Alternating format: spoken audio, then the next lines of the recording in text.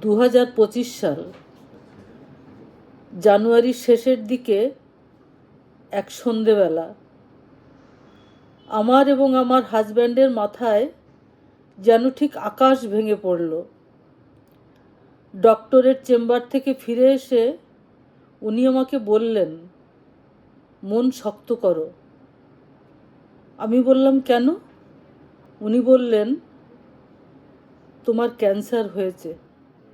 উনি ডাক্তারবাবুকে আমার বায়োপসি রিপোর্ট দেখাতে গিয়েছিলেন।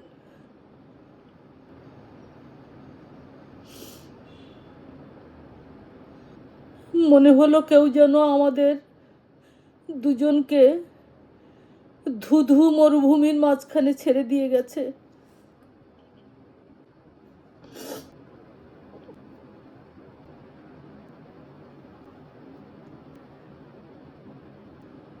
সার্জারি, কেমো, রেডিয়েশনের লম্বা যুদ্ধ পেরিয়ে আপাতত স্বস্তি। চলছে হরমোন থেরাপি আর নিয়মিত চেক আপ। আমি মঞ্জু হালদার,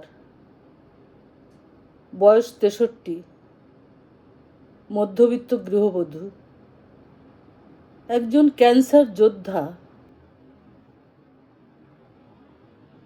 ক্যান্সার আজ প্রায় ঘরে ঘরে, যদিও চিকিৎসা এখন অনেক উন্নত হয়েছে।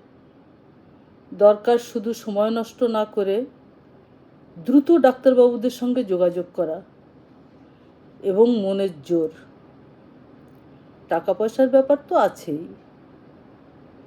আমার এই জার্নিটা আমি টুকরো টুকরো করে আপনাদের সঙ্গে শেয়ার করতে চাই।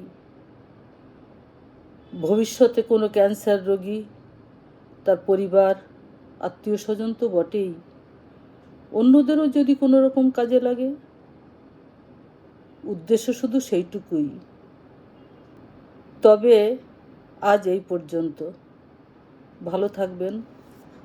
নমস্কার।